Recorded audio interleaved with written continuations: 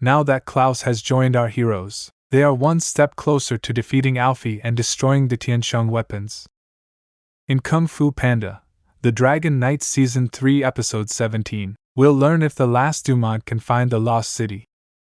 Now that Klaus succeeded in not only discovering his powers but also making contact with the ancient masters, he has to find the lost city. Klaus tries to clear his mind while the group watches on, waiting for something to happen. After some failed attempts, the group disperses, allowing Klaus to try again while alone.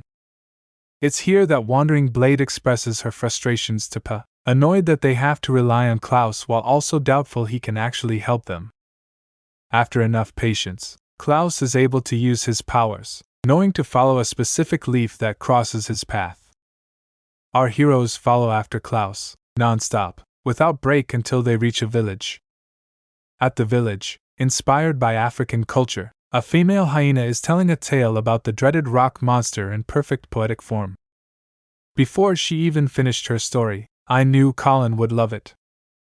As her story comes to a close, the group learns that the tribe is terrified of the rock monster they claim will eat them. Knowing full well what this rock monster is and how to handle it, the group continues forward. Impressed by the group and wanting to tell greater stories, the hyena, whose name is Kamanzi, decides to join Pa and his friends. Sure enough, they meet the same rock monster Ruknini was trapped in for a majority of her life. So needless to say, she is not pleased about returning. After the group manages to enter the rock monster, after dodging attacks from said monster in a scene that would easily make a fun video game level, there's no turning back.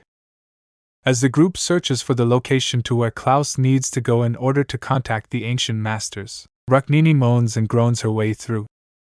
The longer they are staying, the more irritated she becomes, even to the point where she wants to turn back several times.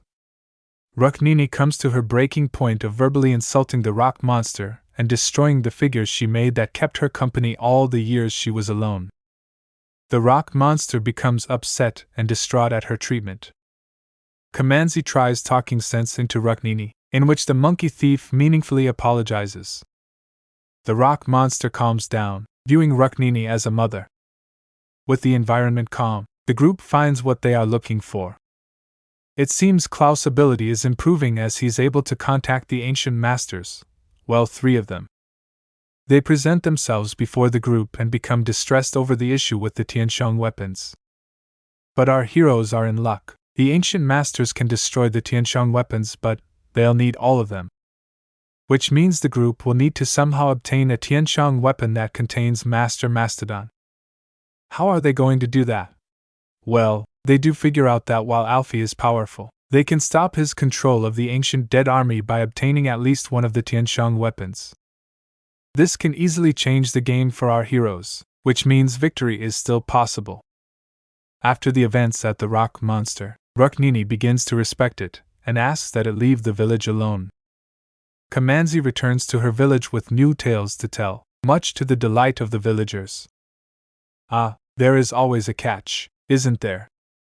To think, the group had access to Master Mastodon for how long when he possessed Mr. Ping. But that's okay. They now know what they need to do.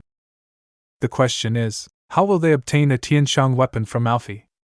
Especially when there are only 2 episodes left of the season.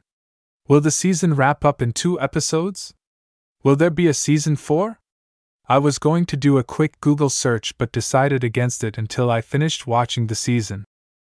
With all that said, what really stood out to me this episode was more so a reminder of the way characters are designed to fit a location and culture. In the Kung Fu Panda films, we were pretty much designated to China and Chinese culture. In Kung Fu Panda, The Dragon Knight, we get to see other cultures and places inspired by real locations of our world like Africa, Mesoamerica, and England. We also get to see a plethora of new animals that fit the location they reside in or represent. It's a great and clever way to expand upon the Kung Fu Panda universe that is truly effective. This really isn't at all surprising, as I had mentioned in previous recaps, that character designs, especially villains, go well above and beyond what many would expect from a TV Y7 program. It's been fun to see how well written and fleshed out every character becomes on this show, and how the creators haven't lost their touch. I am both highly anticipating and dreading the Season 3 finale, as I don't want this adventure to end just yet.